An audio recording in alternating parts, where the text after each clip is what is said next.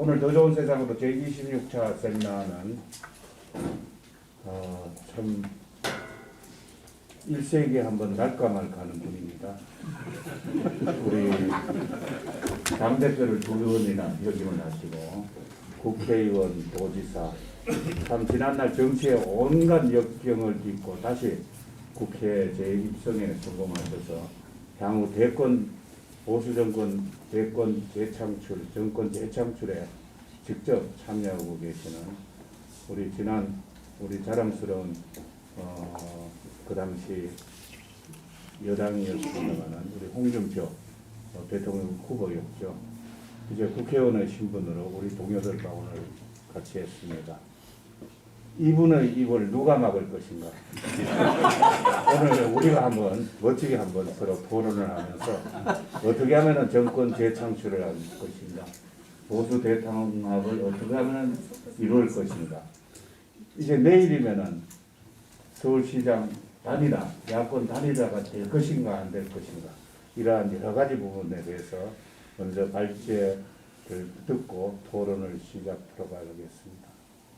참 제가 개인적으로 과거 대통령 선거에 유세 본부장을 하면서 한 달간 모시고 다니는 그런 경험도 있었습니다만 오늘 건강한 모습으로 우리 귀한 시간을 내주셨습니다.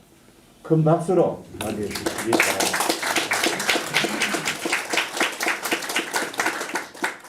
시작하시죠. 네. 1세기가 아니고 3세기.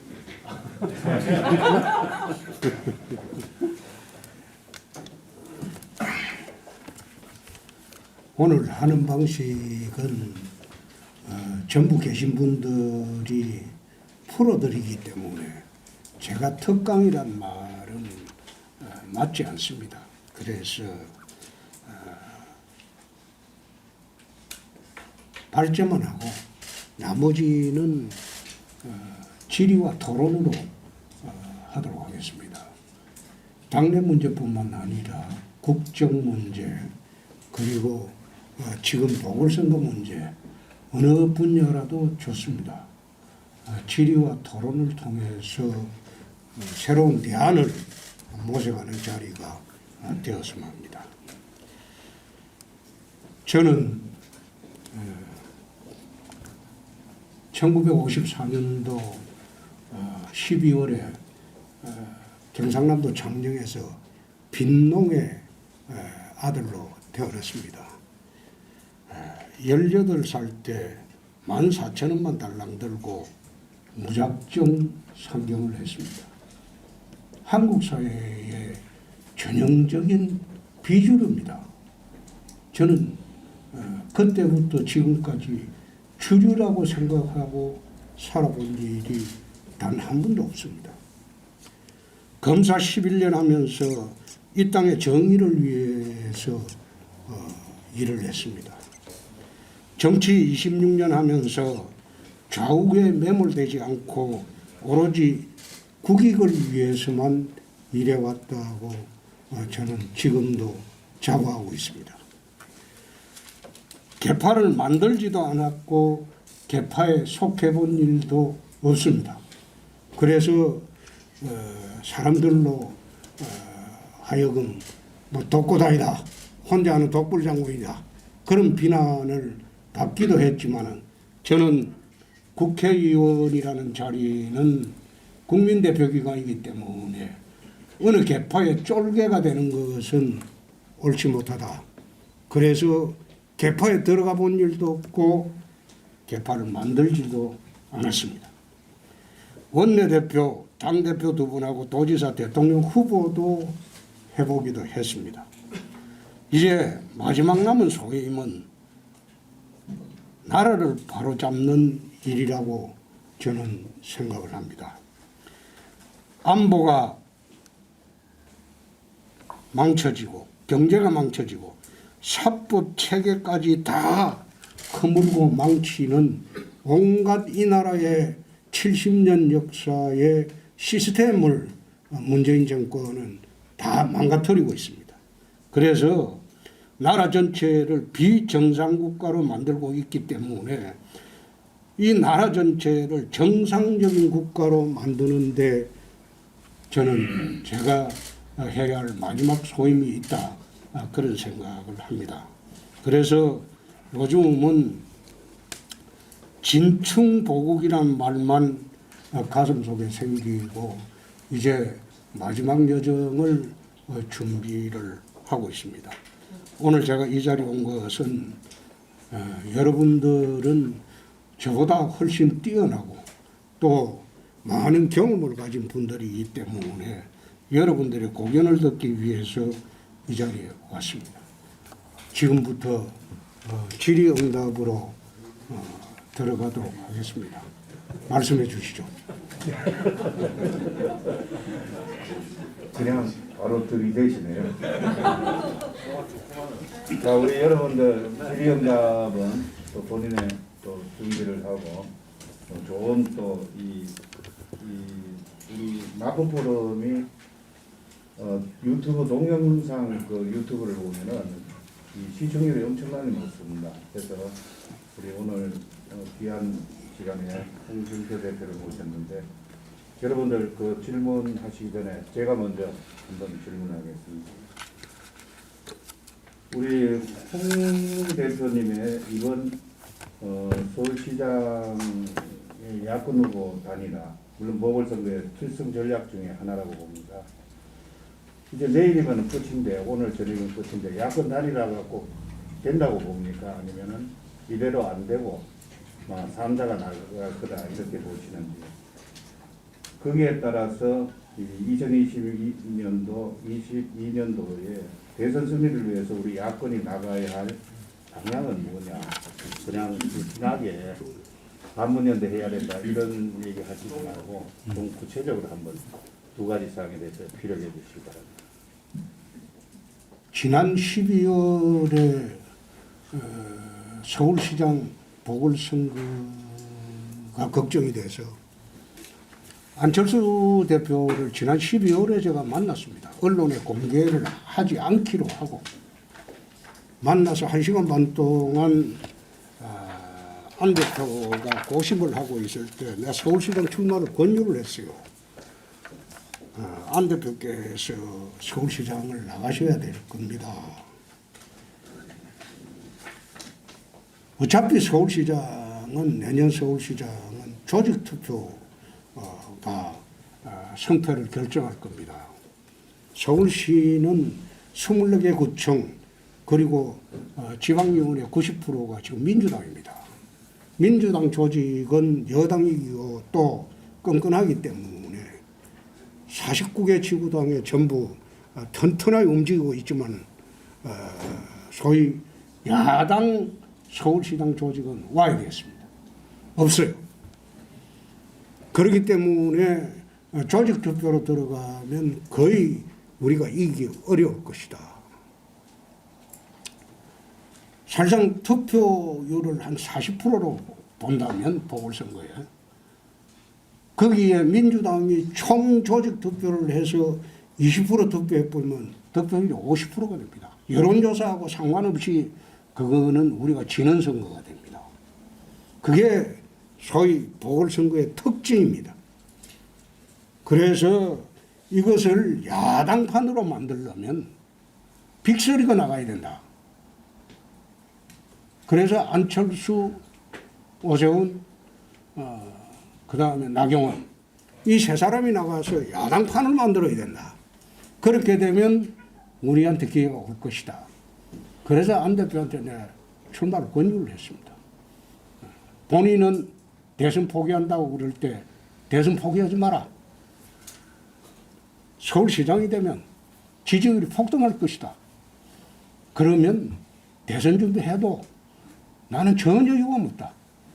그러나 다음 대선은 어떤 이유로도 우리가 따로 떨어져서 나가는 게 아니고 당 내부 경선을 해서라도 한 사람이 나가는 것이 맞을 것이다. 그래서 안 대표하고도 만났고 작년도 12월 23일은 오세훈 후보하고도 만났습니다. 나가라 고민하고 있을 때. 그러나 출마의 명분이 있어야 된다. 네 발로 걷어찬 시장이다. 근데 출마 명분 없이 어떻게 나오겠느냐. 그래서 오 시장이 출마 명분을 안 대표한테 찾은 겁니다. 조건부 출마명분. 그리고 나경원 후보도 만났어요. 그래서 빅소리가 출마했어요. 그러고 난 뒤에 김종인 위원장이 금태섭이하고 3자 경선을 이야기했을 때 그건 내 맞지 않다. 금태섭이하고 바뀌어서 예선하고 이쪽에서는 나경원이 오세훈이 예선해서 결선에서 만나면 되지 않느냐. 지금까지 그래 왔어요. 판이 이렇게 짜여지는데 저도 밖에서 숨어서 일조를 했다. 그래 되었으면 지금 이 판이 정상적으로 짜져야 됩니다. 이제 지금 경선판이 지금 합의가 안 되는 거는 나는 뒤에 김종인 위원장의 소위 심술이 있다고 봅니다. 난 저분이 지난 1년 동안 자기 임기를 1년으로 해달라, 4월 7일까지 해달라 이렇게 요구를 할 때는 서울시장, 부산시장 보궐선거까지 하겠다고 자기가 주장할 때는 그 명분이 있었어요. 근데 지금 와서 안철수가 후보가 되어버리면 자기는 1년 동안 한 게 없어요. 이제 본선이 어떻게 되더라도 이번 후보를 출마시켜야 됐다는 자기 욕심 때문에 이 단일화가 안 되고 있는 겁니다. 그래서 내가 쳐다보면서 좀 물러서라. 당신이 역할이 없다. 무슨 역할, 지금 해방 넘는 역할밖에 없는데. 응? 그게 대의를 위해서 본인이 그걸 물러서야 되는데 안 물러서고 억지를 부리고 앉아서니까 당에서 도와줄 수 없다. 당에서 무슨 자기가 도와주라고 하면 우 달려들고 도와주지 말라고 하면 안 도와주고 그런 지금 구조가 되어 있습니까? 그래서 내가 참 답답하다. 응? 야권 단일화의 장애물은 김종인 위원장에게 있다. 그리고 오늘까지 내가 진행 과정을 보면서 저 투표 인쇄 전까지 단일화하면 된다. 이 김종인 위원장 진작 하던 이야기야. 응? 투표 인쇄하기 전까지만 단일화하면 된다. 이 김종인 위원장 진작 하던 이야기야. 왜 그러냐면 안철수 말려 죽이기 작전. 일단 3자가 나오면 당세가 약하기 때문에 3등할 것이다. 3등하면 안철수는 들어갈 수밖에 없다는 거예요. 그래 되면 어차피 양자구도로 간다. 이런 얄팍한 생각으로 지금 단일화를 못하게 지금 막고 있다. 그 여기에 오세훈 후보가 얹혀 있다. 내가 오 후보 전화 왔을 때 그랬어요. 당당하게 해보라. 응? 당신이 주도해라. 김종인 위원장한테 얹히는 순간 너는 죽는다. 내가 그 이야기까지도 했어요. 그런데 지금은 얹혀 있어요. 얹혀서 당 뒤에 숨어서 하는 바람에 지금 단일화가 좀 어려워진 거예요. 그래서 나는 된다 안 된다 그걸 떠나서 장애물이 제거되지 않으면 이 단일화 안 될 겁니다. 그건 장애물이 탄탄하게 있기 때문에 오로지 지금 안철수를 어떤 식으로든 말려 죽이려고 하고 있기 때문에 단일화를 할 수가 없어요.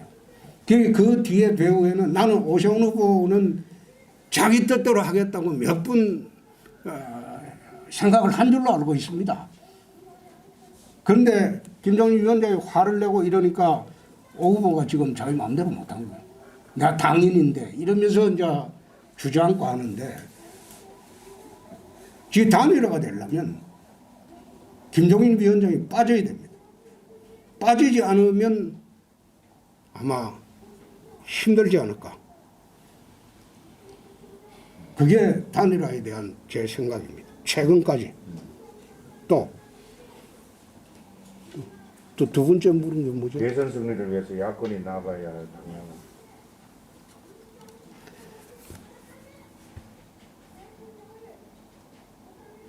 지금 좌파 진영에서도 문재인 정권을 나라 망치는 세력으로 보고 있습니다.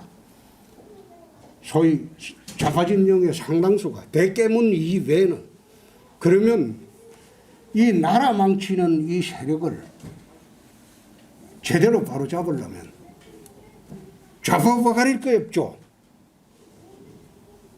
전부 지금 하나가 되는 큰 그림을 그려야 돼요. 그 반문연대라고 이야기하면 곤란하고 전부 하나가 되는 큰 그림을 그려야 됩니다. 나라 망치는 세력을 응징하기 위해서.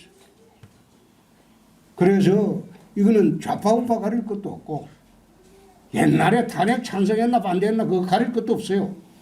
나는 옛날부터 그런 이야기를 해왔지만은 지금 와서 그걸 탄핵 찬성 반대 가지고 니편 내편 기준으로 가르는 게 무슨 의미가 있냐.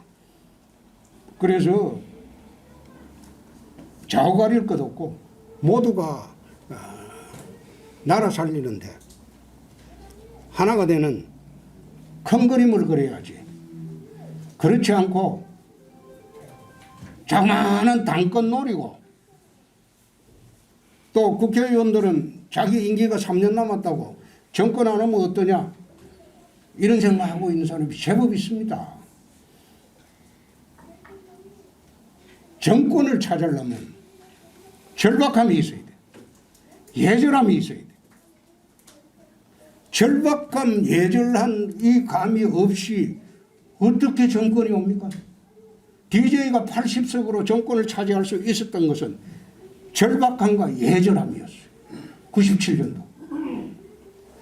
노무현 후보가 예창 총재를 꺾을 수 있었던 것도 이 총재보다 상대적으로 절박함과 예절함이 있었어요. 그런데 지금 국민의힘 이 절박함 없어요. 예전함 없어요. 그런데 이런 분들이 어떻게 정권을 찾아올 수 있나 이 말이에요. 그런데 오히려 지금 문 대통령이 더 절박합니다. 예절하고. 퇴임 후에 감옥 가게 생겼거든. 수많이 저지른 일들이 있다 이 말이에요. 왜 문 대통령이 검찰 수사권을 이렇게 흩어리겠어요? 검찰 수사권을 국수본으로 보내고 공수처로 보내고 이번에 다시 중수청으로 만들고 왜 이래 검찰 수사권을 흩어리겠어요? 자기가 검찰권을 이용해서 적폐청산하느라고 두 대통령을 갖다가 감옥 보내고 다 해봤다 이거예요. 100여 명 이상 처단하고 그 수백 명을 조사했죠. 그 검찰권 이용해서. 이 검찰권이라는 게 이게 완전 해병대 조직이 돼가지고 딱 목적을 전하면 수단 방법 안 가린다 이거예요.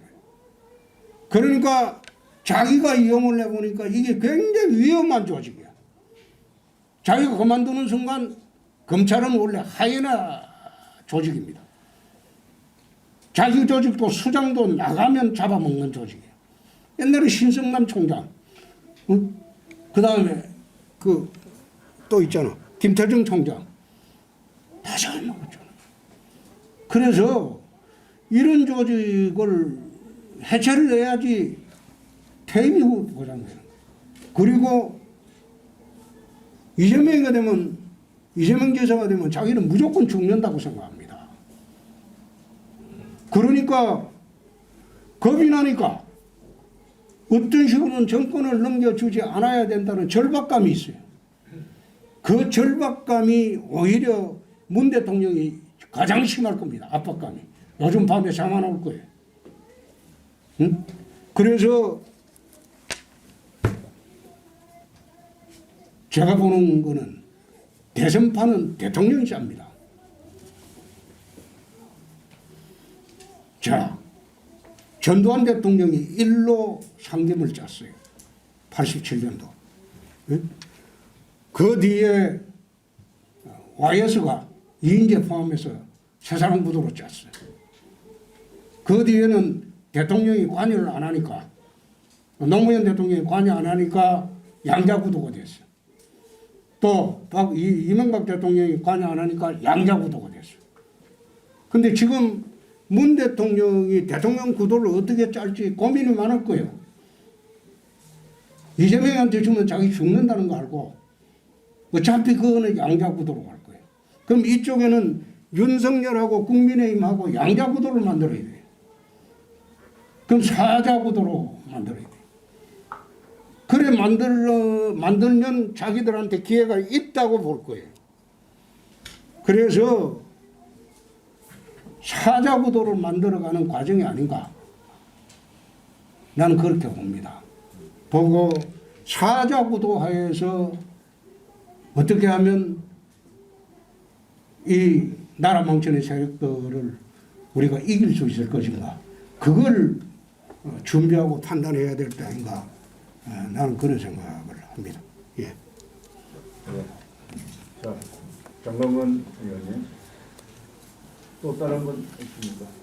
우리 그다음에 이상일 의원. 존경하고 사랑하는 우리 홍 의원께서 쫓겨나가서 지금 소시장 선거에서 김무성 대표께서 이제 1시에 기자회견을 했습니다만 하여튼 누구나 보기에 상식적인 사람들은 이 김종인 노인네의 지금 여러 가지 행보 이런 부분에 대한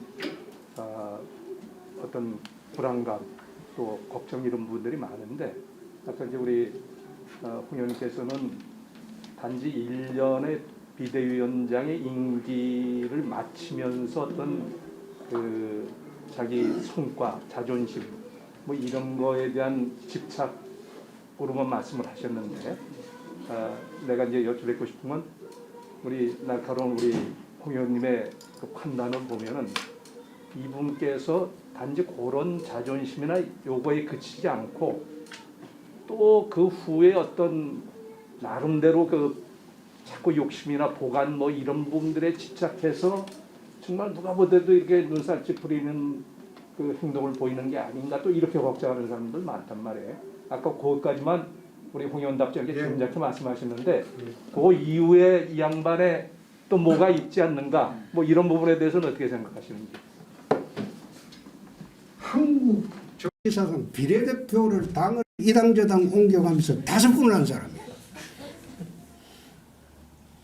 그러면 다음에 자기가 그리는 그림이 뭔지 그 능히 짐작을 할 수 있어요. 근데 그거는 오늘은 말은 하지 않겠습니다. 말은 하지 않지만은 좀 우리 당 사람들이 참 순진하다. 그리고 어리석다. 어떻게 저렇게 당하고도 실태를 모르냐. 난 그런 답답한 심정이 좀 있습니다. 지난 1년 동안. 그래서 거기에 대해서는 그리는 그림이 있지만 거기에 대해서는 더 이상 이야기하지 않겠습니다. 이상일 의원. 예, 질문 드리기 전에 대표님은 과거부터 독고다이란 말을 많이 쓰셔가지고 우리 국민들이 다 아신다고 봐요. 대선 때도 쓰시는데 앞으로는 안 쓰시는 게 좋을 것 같아요. 그냥 아니 그러니까 일본 말인데다가 다른 표현으로 그 말을 대체하시면 더 좋겠다는 생각이 들고요. 질문과 관련해서 이제 만약에 김종인 위원장의 그런 이제 뭐 전략이라면 전략인데 이런 것들이 통해 가지고 오세훈 후보가 단일 후보, 저는 단일화는 된다고 봅니다. 이제 결국은 그 시점이 언제냐가 문제지만 오세훈 후보가 최종 단일 후보로 선출됐을 때 우리 홍 대표님이 오세훈 후보 승리를 위해서 적극 도와주실 수가 있고 또 국민의힘으로 원하는 분들이 많을 것 같은데 아마 다음 지도부는 또 달리 생각할지 모르지만 어떤 역할을 하실지 이것도 말씀해 주시고요. 그 다음에 이 앞으로 말씀하신 대로 사자구도로 대선 구도가 짜여질 가능성도 있는데 우리는 민주당은 특히 이번 선거를 지면 굉장히 혼란이 오고 분열 가능성이 더 커지는데 우리가 만약에 이기든 지든 우리가 이길 경우에 이제 대선에 대한 희망이 더 생기면서 우리가 더 기가 살 텐데 우리는 이기든 지든 우리는 통합된 단일 야당 중도 우파 성향의 정당을 새롭게 짜서 그 우리가 분열될 거를 미리 차단을 해야 되는 거 아닌가 이런 생각이 듭니다. 그래서 결국은 우리 국민의힘이 기득권을 굉장히 좀 버리고 안철수, 금태섭 다 함께해서 새로운 야당을 만들고 그때 우리 대표님 들어오시고 또 윤석열이 함께 할 수 있으면 함께 하는 이런 상황을 만들어가는 노력을 해야 되겠다 이런 생각인데 그에 대해서 말씀해 주시고요. 하나 더 우리 이제 홍준표 대표님은 이 다음에 어떤 기치를 들고 대선에 나오실 건지 시대 정신을 반영하는 그 기치가 있어야 되는데 그건 뭐라고 생각하시는지. 그 다음에 현재 윤석열 전 총장은 굉장히 지지율에서 앞서가고 있고 이 지지율은 비교적 견고해 보입니다. 앞으로 그분이 어떤 행보를 보일지 모르고 행보에 따라서 지지율이 꺾일 수도 있지만 윤석열의 이 지금 윤석열 현상 이걸 어떻게 보고 계신지 이야기 좀 부탁드립니다. 아유, 질문 많은데 우선 제가 예, 한 4가지입니다. 서울시장 선거에 저는 지금 무소속이기 때문에 제 역할이 없을 겁니다. 그 두 번째, 부산시장 선거는 지금 상당히 어렵게 진행이 되고 있어요. 쉽지 않습니다. 그게 네거티브 그게 먹혀 들어가고 있어요. 그래서 부산시장 선거가 쉽지 않을 것이다. 어렵게 진행되고 있다. 그래서 부산시장 선거도 박영준 후보가 전화 왔을 때 그거는 네거티브가 알파고 오메가일 것이다. 네거티브 대책만 세우면 부산시장은 무조건 된다. 그런데 대책 세우기가 어려울 것이다. 그 막는 전문가가 없다. 옛날에 이명박 선거 때 무정책이 있었습니까? BBK가 알파고 오메가였지.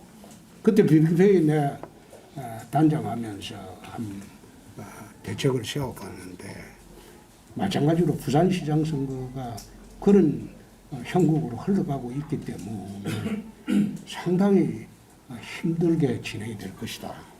그래서 야당도 그렇고 많은 분들이 서울시장, 부산시장 선거에 이게 대선하고 연결시키는데 나는 꼭 그렇게 보지는 않습니다. 이 선거가 대선의 승패까지도 가늠하는 선거는 아니다. 대선판은 광역당 주장 선거판하고는 또 틀린다. 그건 나중에 한번 이야기할 기회가 있을 겁니다. 다음 대선의 가치는 뭐라고 생각하느냐? 저는 다음 대선의 가치가 뭐라고 본다기보다도 공정, 자유, 서민, 화두는 3개라고 봅니다. 공정, 자유, 서민. 소위 한국 사회에 지금 가장 문제가 되는 화두는 그 3개라고 봅니다. 네 번째, 윤석열 현상을 어떻게 보느냐.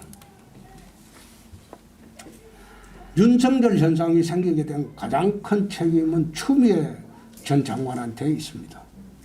그리고 두 번째, 국민의힘에 있습니다. 야당이 아무 일도 안 하고 가만히 전략으로 가만히 있는 것으로 지난 1년 동안 해왔고 그걸 가만히 전략이라고. 나도 처음 봤어. 가마떼기죠.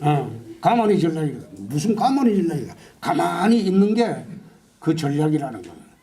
그 1년 동안 그래 해왔으니까 국민들이 대안을 야당한테 안 구한다는 거예요. 야당 대선 후보라는 사람들이 국민의힘 대선 후보라는 사람들이 왜 지금 1, 2%에 머물고 있는가? 지금은 마이크를 독점하는 것은 김종인이야. 80 넘은 할배가 나와서 다른 사람 말 못하게 하고 자기 말만 하니까 다른 사람이 일어설 기회가 전혀 없는 거야. 그러니까 지난 1년 동안 그렇게 해왔으니까 당이 죽을 대로 죽어버렸어. 그러니까 국민들이 보기에는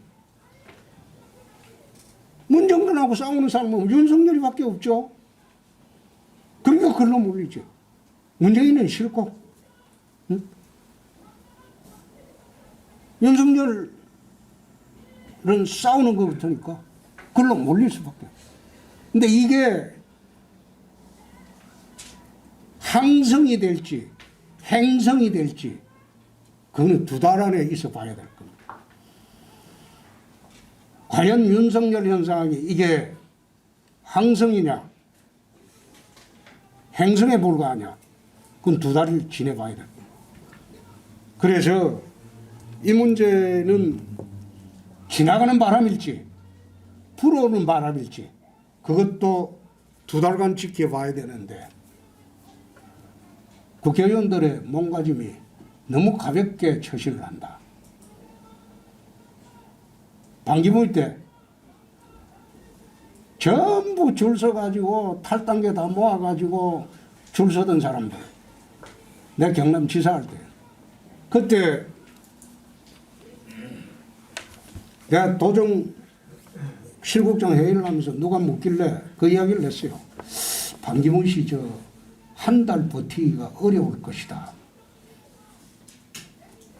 그게 경남 도내 신문에 일면으로 나가서 한 달 버티기 어려울 것이다. 근데 정확히 23일 만에 주장했어. 근데 지나가는 바람일지 불어오는 바람일지 그 판단은 좀 있어보고 해도 늦지 않은데 국회의원들이 너무 잘갑스럽다.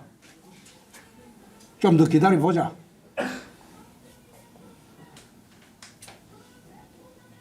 나는 윤석열 현상을 그렇게 봅니다. 그렇기 때문에 탄탄한 받침이 되어 있느냐. 검사 정치는 성공이 어렵습니다. 제가 검사를 하다가 11년 하다가 나와서 검사 때를 벗는 게 8년이 걸렸어요. 재선 때까지. 그전에는 매일 DJ 저격수, 노무현 저격수 당에서 시키는 거는 검사에서니까 저격수만 하라고 하니까 앞장서서 저격수하면 이게 잘하는 건 줄 알고 그 검사 정치를 한 거지. 검사 눈에는 모든 국민들은 잠재적인 피해자야. 그래밖에 안 보여요. 근데 11년 한 나도 그랬는데 20몇 년 한 윤석열이 눈에는 그래 안 보일까? 그 몸에 배기 때문에 안 돼요. 그래서 좀 더 지켜보자는 거예요. 자. 예. 다음 백성주 의원 하시고 김학용 의원 하시고요. 네, 백승주입니다. 지금 시중에는 가장 절박한 현 정부가 이 정치 구도가 여의치 않을 경우에는 집권 전략으로서 개헌을 끄잡아내고 의원 내각제 개헌을 추진할 가능성이 많다. 보궐선거 이후에 그 문제가 핫 이슈가 될 것이라 하는데 우리 정치 일정과 남은 일정들 고려할 때 개헌 논의가 제기될 가능성이 있는가? 또 의원 내각제 개헌으로 추진할 때 거기에 대한 전망을 개헌 논의 제기되는 순간 레임덕으로 바로 들어갑니다.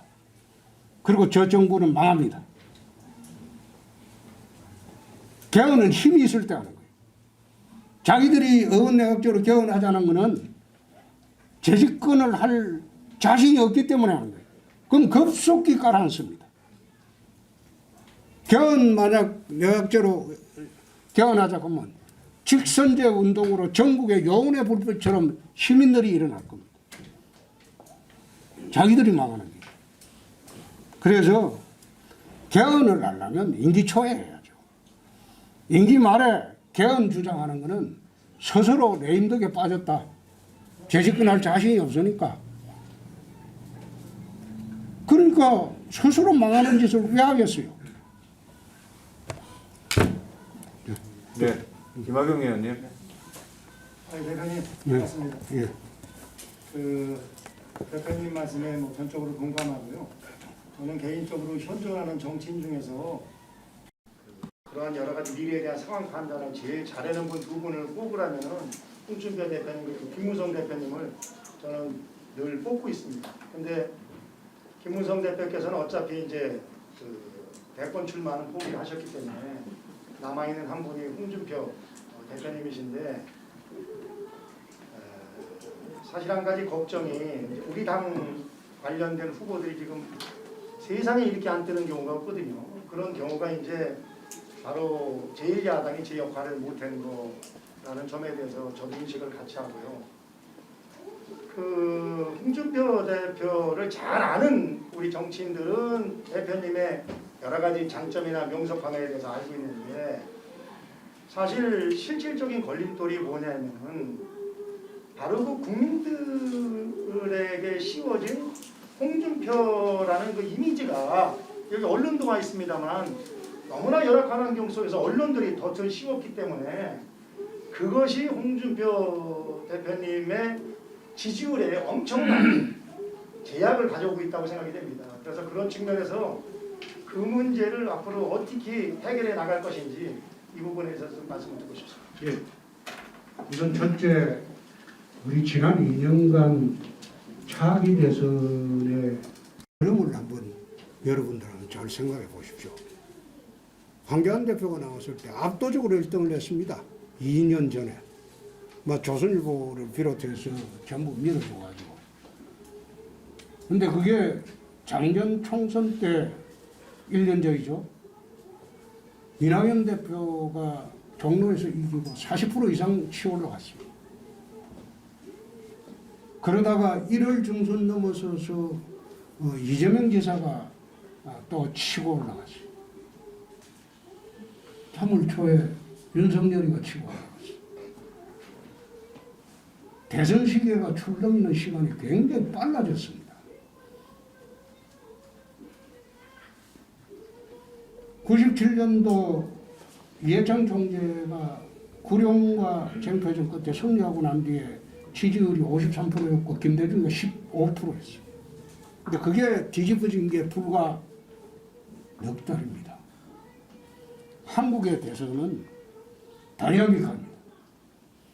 노무현 대통령이 2%에서 출발해서 65%까지 치솟았다가 10% 초반에 추락했다가 정몽주의 단일화하고 대선에 되는 겁니다. 한국 대선은 굉장히 다이나믹합니다. 그래서 나는 한국 대선은 이 작은 나라 대통령도 천운을 받아야 된다. 천운을 받아야 된다. 우선 그래 생각을 하고. 두 번째, DJ가 97년도 80석으로 사수권 때 대통령이 될 때는 자기한테 더 씌워진 40년 동안 더 씌워진 빨갱이 이미지를 어떻게 극복을 했습니까? JT를 끌어안으면서 극복을 해버렸어요. 이미지 쇄신이라는 것은 화장 좀 더하고 덜하고 그거로 이미지 쇄신이 되는 게 아닙니다. 같이 하는 정치인이 누군가 이 사람한테 없는 걸 저 사람이 보완해 줄 수 있으면 국민들은 안심하는 거예요. 그래서 그런 측면에서 한국 중도의 상징이 안철수입니다. 그래서 안철수 대표를 우리가 안고 가야 된다. 나는 생각을 그렇게 하는 겁니다. 안 대표가 있어야지 소위 나는 중도층이라는 걸 믿지 않습니다. 스윙 보트 계층이죠. 이리저리 흔들리는 계층이죠. 그렇지만은 한국 정치의 중도의 상징은 안철수입니다. 97년도 DJ가 보수의 상징을 JP라고 보고 끌어안았듯이 그래서 나는 안철수 대표를 우리가 모시고 같이 가야지 이번 대선판이 이길 수 있는 계기가 될 것이다. 근데 그런 측면에서 서울시장 선거도 바라봐야지 그렇지 않고 또 좁은 우리 당의 테두리 속에서 단일화 가지고 이런 식으로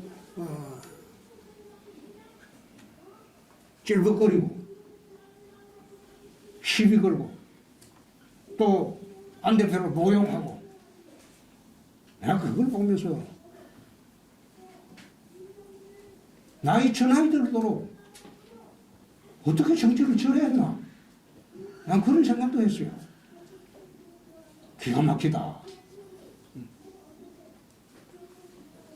나는 내가 대선 후보 꼭 해야 된다 이런 생각 없습니다. 그런 생각으로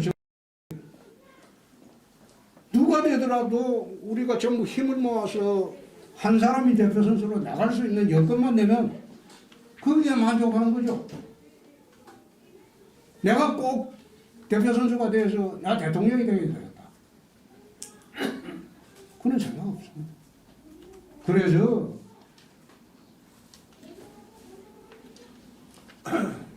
대선 전략, 뭐 이미지 그것도 똑같은 겁니다. 뭐 이재명 지사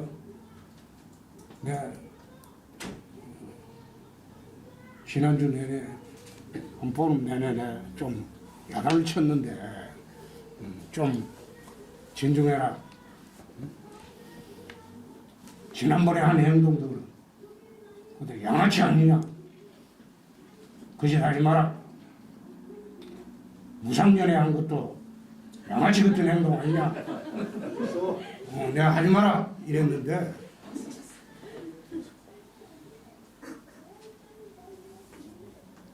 그 사람들 그거 다 잊어버렸더라고.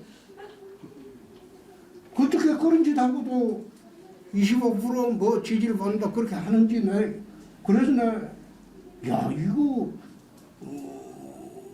이미지 개선하는 거 그 이재명한테 한번 배워야 되겠다. 그 생각도 들었어요. 그런데 그거는 우리가 준비를 하고 있습니다. 예. 김부선 씨는 총각 사칭이라고 그래요. 김부선 씨는 총각 사칭. 이재명 지사가 내가 굳이 이야기 안 하려고 했는데 검사 사칭죄로 이미 구속된 적도 있어요. 그 연애할 때는 총각 사칭하고 또 경기지사 하면서 대통령 후보 사칭하는 거는 그건 잘못된 거죠. 사칭만 전문으로 하는 그런 정치하면 안 되죠. 지금은 경기지사로만 좀 충실해 줬으면 한다. 그겁니다. 예. 자, 조선재 의원님. 아까 저 밖에서 좀 고급진 질문을 해달라 그래가지고 제가 사실은 이게 그 어떻게 집권할 것이냐가 우리 주제지만은 그럼 집권해서 뭘 할 것이냐가 어떻게 보면은 어떻게 집권할 것이냐를 또 설명하는 그 백그라운드가 된다고 생각합니다. 대한민국의 운명을 갖다 결정할 때는 저는 크게 세 가지 주제가 있다고 생각합니다. 첫째가 세계 최저의 지금 출산율 있는데 이거 그대로 놔두면 나가 나와야 않겠습니까? 두 번째, 세계에서 제일 빠른 고령화 문제. 이거 역시 마찬가지입니다. 이 두 개는 워낙 질문 자체가 폭력이기 때문에 이건 혹시 간단히라도 대답해 주실 수 있으면 대답해 주시고요. 세 번째로는 저는 노동개혁 문제라고 생각을 하고 있습니다. 그래서 이 노동개혁이 얼마나 지금 시급한 문제로 홍준표 대표님께서 인식을 갖다 하고 계신지를 갖다 여쭙고 싶고요. 또 만약 노동개혁에 들어간다 그러면은 어떤 방법으로 어떻게 노동개혁을 해야지 만약 본인이 대통령이시라면은 이걸 갖다 성공할 수 있다 이런 보관을 갖다 갖고 계신지 여쭙고 싶습니다. 출산율 문제는 근본적으로 해결되어야 할 것이 교육 문제하고 주거 문제입니다. 교육 문제, 주거 문제가 해결이 되어야지 우선 출산율이 높아질 것이고 또 경력 단절 여성에 대한 배려가 국가의 정책적인 배려가 또 있어야 되고 또 가장 중요한 것은 소위 요즘 등장하는 욜로족이라고 그러죠. 욜로족. 그것이 사회 풍자가 좀 없어졌으면 그걸 풍조를 없애는 그런 가정 문화를 좀 만들어줬으면 그런 문제가 있고 고령화 문제야 뭐 이 세계적인 문제니까 말씀드리기가 뭐 뻔한 이야기고 노동계약 문제는 지난 9월에 내가 이거 국회에 입법을 제기해놨어요.